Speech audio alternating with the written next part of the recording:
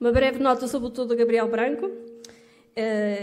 Frequentou a Faculdade de Ciências Médicas de Lisboa e tirou o curso em 86. É sócio fundador e presidente da mesa e assembleia de uma sociedade científica dedicada à intervenção neurovascular e esteve diretamente envolvido na criação da Urgência Metropolitana de Lisboa. Ele está aqui para falar a sua visão sobre a pandemia. Eu peço, por favor, uma salva de palmas para ele.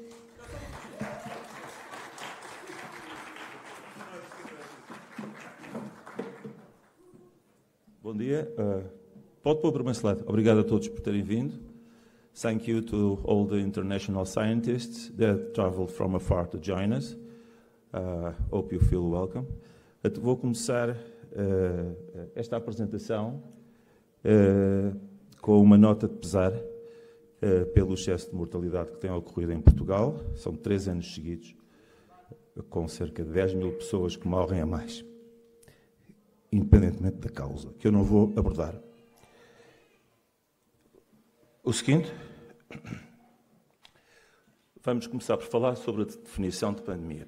A definição de pandemia original da OMS foi retirada e foi substituída por outra definição, dado que os dados epidemiológicos não eram compatíveis com a quantificação mais objetiva que era indicada previamente. E eu fui buscar esta definição exatamente a um artigo publicado. Tudo o que eu falo em termos científicos tem origem em artigos publicados, em que o autor defende que a definição de pandemia não é vaga, não é imprecisa e remete para uma definição mais original. Eu chamo a atenção que a pandemia foi declarada em 11 de março de 2020 e mantém-se. Pode ter havido uma alteração estratégica do poder político na abordagem desta situação, a própria percepção da sociedade, influenciada pela comunicação social, pode-se ter alterado, mas a questão essencial e fundamental, que é o decretar de pandemia, mantém-se hoje igual ao que era no início de 2020. E, de facto, este autor, que defende que a definição de pandemia é perfeitamente coerente e compatível, dá esta definição. É uma epidemia que ocorre em todo o mundo, portanto, uma pandemia é uma epidemia, portanto, é algo infeccioso, que ocorre em todo o mundo. Esqueça. Contudo, a seguir diz, ou numa área muito extensa. Portanto, é todo o mundo, não é necessário. Pode ser só numa área extensa, que atravessa fronteiras e habitualmente afeta um grande número de pessoas. Portanto, também não pode não ser um grande número de pessoas. Se isto não é vago, então não sei o que é vago. Em termos científicos, são fundamentais as definições. Nós não podemos estabelecer uma análise científica sem definições claras. Quem faz programação sabe, a primeira linha de programação é os DIMs, que é a definição clara do que cada variável significa. Se não houver definições, o programa nem sequer funciona. Portanto, não é possível um raciocínio lógico sem definições. E, de facto, este autor que defende que a pandemia, atualmente, como é definida pela OMS, é muito clara, diz coisas como: a definição clássica não fala nada sobre imunidade da população, correto, não está lá nada sobre imunidade, virologia ou severidade da doença. Não tem nada a ver com a severidade, deixou de ter, ao princípio tinha. Por esta definição, reconhece que as pandemias, a definição de pandemia encaixa nas crises gripais anuais. Contudo, ele diz, as epidemias sazonais não são consideradas pandemias. Portanto, isto é a tipificação do absurdo. Slide seguinte. E esta imprecisão das definições leva-nos àquilo que nós temos atualmente, que é um fenómeno de alucinação coletiva. Há uma realidade paralela em que se vive, que é sobretudo implementada pelos meios de comunicação social, e há a realidade factual, e não coincidem. Certamente isto não tem nada a ver com ciência. Dizia-me uma menina que acreditava na existência de um determinado ser mitológico, e eu perguntei-lhe como é que ela tinha tanta certeza que aquele ser mitológico existia. E ela disse-me: eu vi na TV, tinha visto uma série qualquer, e nós também todos vimos os mortos dispersos no chão, na China, e de facto essas imagens que são falsas ficaram gravadas no nosso imaginário coletivo. A seguir. Eu não vos vou falar da alucinação coletiva, da alucinação coletiva. Estes mecanismos psicológicos serão abordados pelas pessoas da psicologia e da psiquiatria. Também não vos vou falar da mortalidade associada às injeções. Eu vou abordar a questão do outro lado. Isto é, dizem-nos que morreram 8 milhões e 500 mil pessoas por causa de um determinado agente viral, uma partícula viral, mas que provas é que existe? Em quantas pessoas é que há prova que de facto morreram desse agente viral? É por aí que eu vou. Deixo aos outros depois a exploração e a análise do fenómeno do momento, que é o fenómeno mediático, que são as injeções de RNA mensageiro. Então, os pilares da narrativa alucinatória, em termos estritamente científicos, não vou falar da psicologia, como já disse, assentam em 4 pilares. Negação da factualidade, a negação da ciência, e eu aqui quero salientar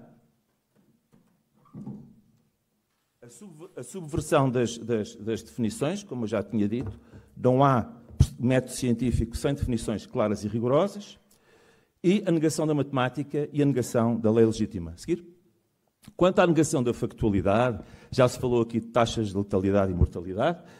Ioannidis, com dados no início de fevereiro de 2021, determina e revê a taxa de letalidade para um valor de o IFR, que é a designação anglo-saxónica, 0,15. Mas com uma mediana, ele chama a atenção, na maior parte dos territórios, o IFR é de 0,09.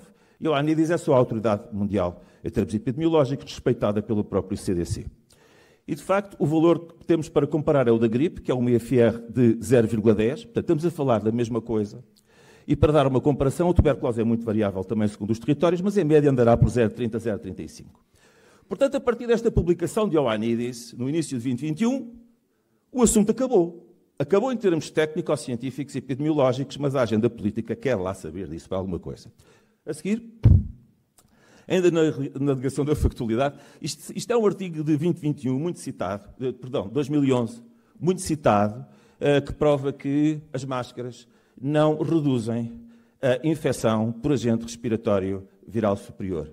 E não houve nenhuma evolução científica significativa neste sentido. A seguir. Quanto à negação da ciência. Então, afinal, regressamos ao tema, eu gosto de ser focado. Quantas pessoas é que morreram de facto, com provas da doença anunciada? Temos este artigo, que é um artigo de maio de 2020. Houve 2 artigos, um alemão, que é este artigo de Hamburgo, e um também de Milão, que vai fazer autópsia a pessoas que supostamente morreram de uma nova doença, que seria Covid-19. Acontece que este artigo, eles próprios dizem que apenas em 2 casos não havia comorbilidades significativas e 97,5% as pessoas sofriam da doença pulmonar ou cardiovascular prévia.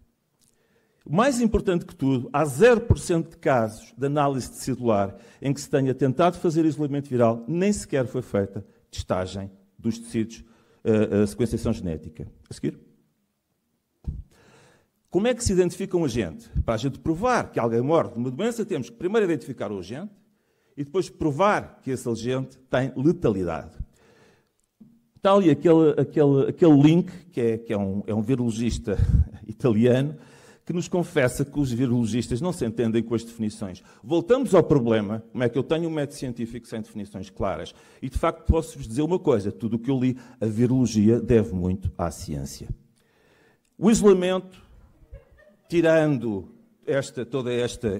todo este envolvimento, o isolamento, lendo artigos antes, sobretudo de 2019, quando ainda não havia tanta manipulação pseudocientífica, para nós identificarmos um novo agente precisamos de 3 passos.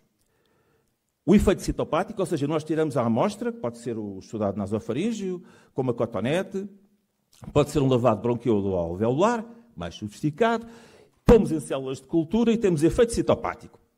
Passo 1, as células estão a morrer ou estão a ser alteradas, há ali qualquer coisa. Passo 2, sequenciação genética, que pode ser um mero PCR, tudo bem. E falta o passo 3, que é a identificação fenotípica por microscopia eletrónica, que prova que não foi uma bactéria, que não há confusão na sequenciação genética e que a partícula infecciosa está ali, está identificada. Se nós não cumprimos estes 3 passos, é como vocês terem um bilhete de identidade, que tem o nome, tem o número de contribuinte, mas não tem a fotografia. Como é que vocês identificam a pessoa? Impossível. A purificação, reparem, a purificação é apenas um passo secundário do isolamento. Eu, quando tenho efeito citopático, posso, através de métodos de centrifugação, isolar mais o agente, purificá-lo, o que me facilita os passos seguintes, mas não é estritamente indispensável, não sejamos assim tão exigentes. Depois falta a segunda parte, que é a prova da letalidade, que de facto aquele organismo isolado provoca mesmo doença e morte. A seguir. E chegamos aqui. Eu andei à procura extensamente de artigos que provassem de facto a identificação do agente patogénico SARS-CoV-2 de forma inequívoca. E não consegui. Fui seguir os links do CDC, os links oficiais, onde nos dizem que a informação é fidedigna, e cheguei a este artigo.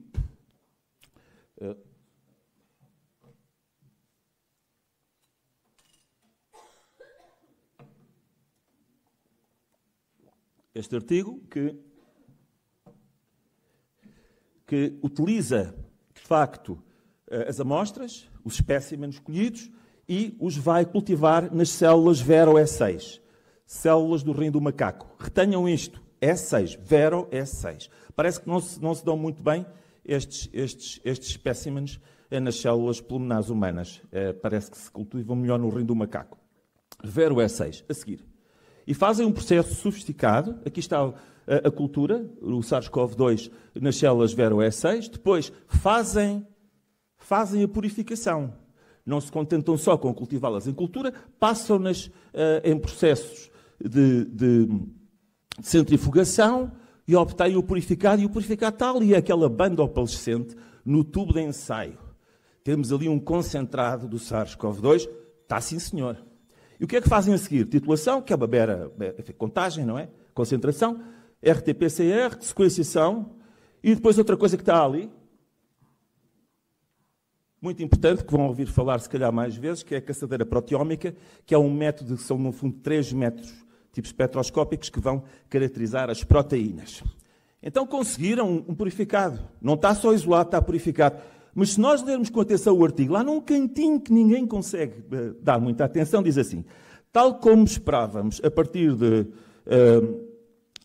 procedimentos anteriores, a maior parte das partículas obtidas não eram infecciosas. Portanto, temos ali um concentrado do vírus mais mortal do mundo, cuja maior parte das partículas não são infecciosas. E o terceiro passo, agora, microscopia eletrónica no purificado. Nada que eu saiba, se tiver era um suplemento, no artigo não está. A seguir. E, portanto, temos aqui uma questão importante.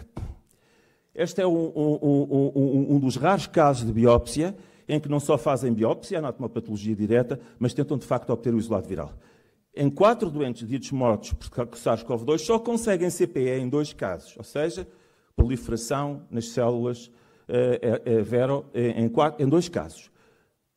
Fazem CPE, a seguir. PCR, a seguir. Fazem identificação genética. Microscopia eletrónica, a seguir. Não.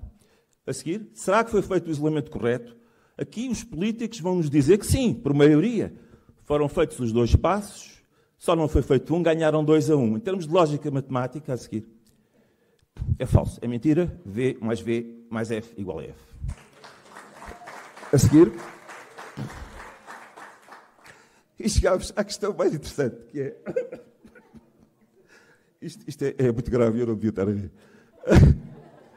A questão mais interessante que agora que é a questão da letalidade. Portanto, temos um isolado, até temos um purificado. Hein? Que diz, nunca foi purificado. É mentira, estava ali naquele tubo de ensaio. Não é? Bom, então, temos aqui um artigo que explica porque é que não há publicações sobre letalidade. Há 2 ou 3. Então, o que é que acontece aos furões e aos ratinhos? Perdem peso, tipo 8%. Nos artigos da OMS perdem mais, perdem 20%, e depois alguns perdem pelo, mas ninguém morre.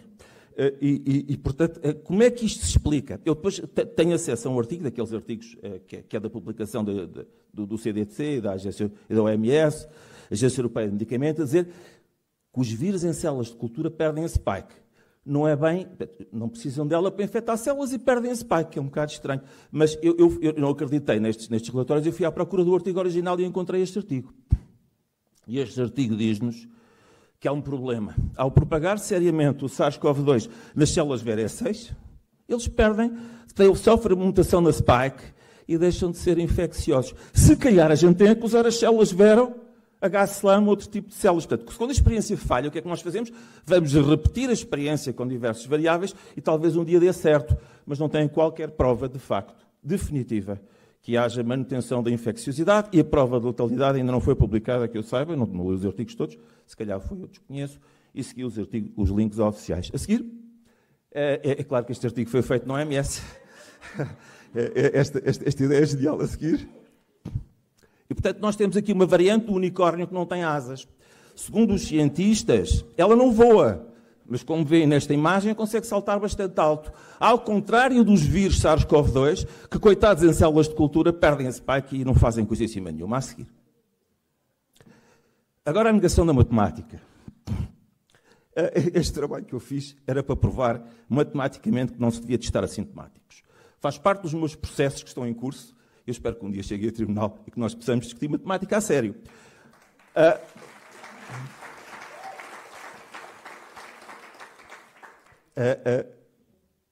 Um teste, seja ele qual for, um teste diagnóstico, baseia-se em 3 parâmetros indispensáveis para a sua interpretação: sensibilidade, especificidade e prevalência, que já ouvimos falar anteriormente.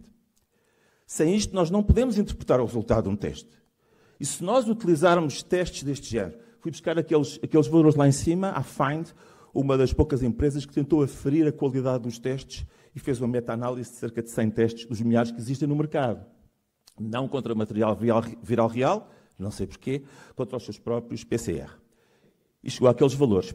Se nós testarmos 10 mil pessoas assintomáticas, para uma prevalência de 0,05, nós temos 5 casos que têm o vírus, que nós vamos tentar detectar essas pessoas que têm lá o vírus, e temos 9.995 que não têm. Com aquela sensibilidade, nós vamos ter 4 a 5 verdadeiros positivos. Ou seja, os vírus são de facto detectados. As pessoas em 10 mil que tinham o vírus, quase todas são detectadas. O problema do efeito bayesiano, e é matemática pura, isto não é discussão científica, isto é matemática básica, estatística, é que vamos ter, com aquela especificidade que parece tão boa, o IFARMED exige uma especificidade de 90%. Eu pus ali 96%, muito acima do que o IFARMED exige. Nós vamos ter 400 falsos positivos. Pessoas que não têm o vírus, mas o teste dá positivo. Ou seja, num total de 404 falsos positivos e assintomáticos, 99% são falsos Covid. Se vocês pegarem num teste da farmácia da gravidez e aplicarem a 10 mil homens, garanto-vos que vão ter homens grávidos e vão ter o prémio Nobel de qualquer coisa. A seguir. Atenção que estes números são conservadores. Eu calculei este número a partir dos dados de episódios nacionais da DGS, mas é o ano, o artigo feito é o ano, que eles nos dizem que não pode ser usado para calcular a prevalência, não dá jeito nenhum. Temos 4 zeros e um 3 em vez de 1 0 e um 5. Portanto, este resultado é praticamente 100%, isto é, a pandemia do ruído, que é o título do artigo que eu escrevi e que está como prova contra mim. A seguir. Então, e a nova doença? Temos uma nova doença e aqui os nossos colegas dizem uma pneumonia como nunca se viu, e sintomas extraordinários, mas nós em Portugal temos uma coisa, temos a norma 2020 da DGS, que tipifica claramente o que foi em Portugal, utilizado como fiel para o diagnóstico clínico, que vincula os hospitais, as direções dos hospitais e os médicos, embora isto sejam apenas normas e conselhos, não deveriam interferir com a independência técnico-científica dos médicos. Mas isso já se sabe que foi para o lixo. E todos estes artigos falam no atual conhecimento científico. Este documento não tem uma única referência científica. A seguir? E, de facto, o que é a nova doença segundo a DGS? Tosse de novo ou agravamento padrão habitual, temperatura de 38 graus não é uma nova doença, dispneia de dificuldade respiratória não é uma nova doença, sem outra causa atribuível, não foi isto que se passou nos hospitais. Qualquer sintomazinho era interpretado como sendo suspeito, ao contrário do que está aqui. E eu sei, estive lá. Anosmia de início súbito, disgesia, falta do paladar e falta do olfato de início súbito. Mas estes critérios clínicos não definem o que é, de facto, um caso. O que define o caso, a classificação, no ponto número 3, caso possível tem clínica, caso provável, clínica, caso confirmado, não é preciso clínica nenhuma, basta um teste positivo. A seguir? Portanto, não há nenhuma nova doença. Em termos clínicos tipificados, segundo esta norma, não existe nenhuma nova doença.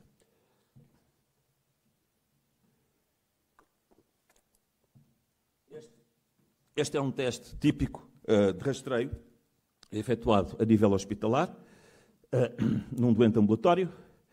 E o que diz ali está muito claro. Observações. O resultado do teste deve ser sempre considerado no contexto da história clínica e exame físico. Isto contraria diretamente e frontalmente a norma da DGS.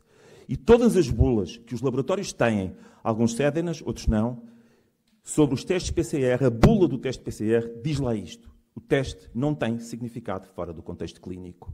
Como é possível testar 40 mil pessoas por dia, num dia, 30, 40 mil, assintomáticas para rastreio, para obter uma pandemia do ruído estatístico? Atenção que este teste não está legal, não especifica os primers, não indica a sensibilidade e especificidade, não indica o número de ciclos e remete para a clínica. A seguir. Este é um exemplo bastante curioso, um doente que eu vinha para ser intervencionado, um problema neurovascular, potencialmente grave, e faz-me este teste num hospital. E vem-me dizer a mim, o doente não pode ser intervencionado porque tem Covid. Reparem, é um teste de 3 primers. Tem o EGIN, o NGIN e o RDRP. 3 primers. O que é que isso significa? Significa que um teste com 3 primers, se nós os considerarmos só o teste positivo com os 3 primers, vai-nos reduzir o efeito de baixa prevalência. Vai-nos reduzir o erro. Mas se nós interpretarmos um primer como positivo, ignorando os outros, vai-nos triplicar o efeito bayesiano, vai-nos triplicar o efeito de baixa prevalência, como eu digo, como eu costumo chamar, efeito de baixa prevalência. E o que é que este doente tem? Tem um EGIN a 39 ciclos positivo. O EGIN é inespecífico. O NGIN é positivo para todos os coronavírus e mais algumas coisas. Bastou-me um minuto de investigação na internet para descobrir um artigo que diz que não se pode usar o EGIN isoladamente para decisão clínica.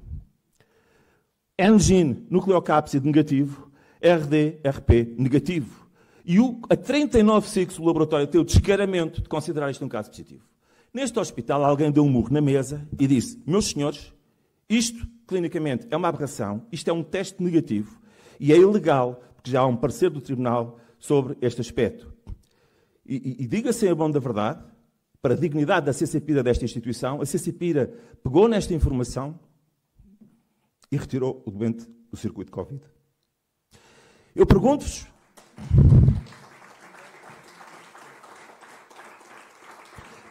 em quantas instituições é que há alguém com conhecimentos e coragem para tomar este tipo de atitudes?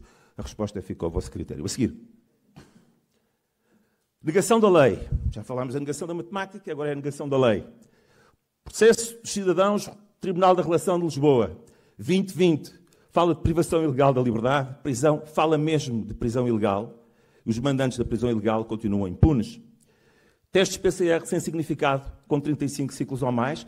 O Tribunal considera que os testes PCR só são válidos até 34 ciclos. Eu agradeço muito aos senhores juízes, mas gostava mais que tivesse sido a comunidade médica, não só a questionar os PCRs por causa dos ciclos, porque muito mais importante que os ciclos é o efeito de baixa prevalência que eu vos mostrei, que é válido para os PCRs e para todos os outros testes, nomeadamente os testes antigénicos. Em 2021 temos uma intimação do Tribunal Administrativo para que a DGS e o Ministério da Saúde apresentem provas daquilo que diziam sobre os confinamentos, etc.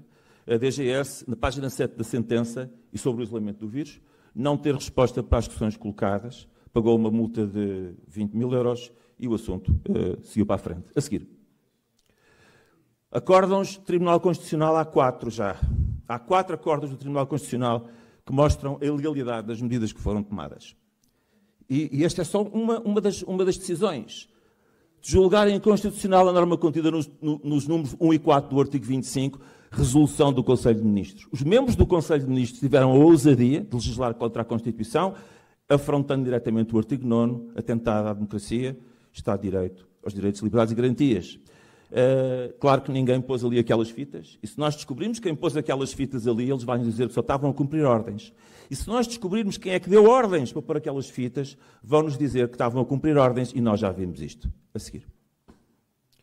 Eu gostava de parar aqui a minha comunicação, mas não posso. A gravidade do que se passa neste momento não me permite ficar só pela minha onda de conforto. Onde eu estou em conforto é, de facto, no debate científico e na análise dos artigos, mas, de facto, o que se passa é muito grave. Está aqui uma acusação do foro criminal. As informações, ou seja, as ideias, podem causar danos físicos. Isto tem que ser provado em quem, quando e que danos foram provocados. Isto é um crime de assédio. A seguir. E quem é que faz censura, meus amigos? Quem faz censura são estes rapazes. A internet está cheia de falsas informações. É os chemtrails, é os UFOs, é a vida eterna, é os templários, são as sociedades secretas. Felizmente temos alguém que cuida da boa informação. Por acaso os rapazes cuidam da boa informação e estão cá todos. A Amazon, a Google, Facebook, estão a investir milhões e milhões em empresas em Silicon Valley, cujo objetivo é a vida eterna. Isto é uma ideia aparentemente normal, a humanidade sempre procurou o Graal, mas não é normal querer alterar o código genético das pessoas para obter algo que vai significar o fim da humanidade. Estas empresas, Unity, Calico, Orgenesis, Altus, estão todas a trabalhar e precisam, há anos, com investimentos multimilionários e precisam também de fazer produtos vendáveis. Não conseguiram, exceto esta Orgenesis, que por acaso é do marido da Ursula von der Leyen, e que conseguiu alinhar com as empresas e faturar aqui alguns milhões. De facto, a seguir, a vida eterna é tipificada nesta imagem. Isto é Cronos, o deus do tempo grego, e é uma interpretação da arte negra de Goya por um artista mais moderno espanhol que chama Saturno devorando a su hijo, peço desculpa pelo mau espanhol, e que vai buscar, de facto, Saturno é o nome Cronos dos romanos. Mas o deus original, eu gosto dos originais, é Cronos, é grego. E que, de facto, este é o homem-máquina de que fala abertamente o arauto principal e ideólogo destes rapazes multimilionários, que é a simbiose entre o orgânico, a máquina e a informática. Este homem significa que a vida eterna é um belo símbolo, significa o fim da humanidade. A vida eterna é a negação da transitoriedade intrínseca ao ser humano. E quando negamos isto e tentamos obter a vida eterna, ser o homo-deus, o homo-máquina, estamos, de facto, a decretar o fim da humanidade. É evidente que este homem-máquina está condenado a um fracasso estrondoso. Vamos ver quantos danos eles estão dispostos a infligir antes desse fracasso. Estão dispostos a tudo, é verdade. A seguir, chegámos aqui. O absurdo é total. Estamos no campo do unicórnio. E este certificado, eu pergunto-vos qual é a imagem mais horrível, se é a anterior ou se é esta. A anterior, para mim, é mitologia grega, e esta aqui é a minha realidade. Eu não posso executar alguns sonhos que tenho com a minha família, porque este certificado me impede. São 3 crimes condensados num: discriminação a nível do Estado, coação e, porque estamos na área da saúde, sonegação do consentimento informado. A seguir. E chegamos àquilo que nós estamos a viver neste momento. É o transnazismo, é o salto acima do nazismo. Gostava de não ter que falar nisto, mas tenho que falar. Os nazis tinham como raça suprema o ser Übermensch, o ser germânico, mas era natural, e eles elogiavam a natureza. O que estes indivíduos querem é o ser supra-humano, transhumano, o homem-máquina digital que acaba finalmente com a humanidade. Isto é o transnazismo. A seguir. E a nossa luta, a minha luta desde o princípio, tem sido esta luta, da ética contra a perversão.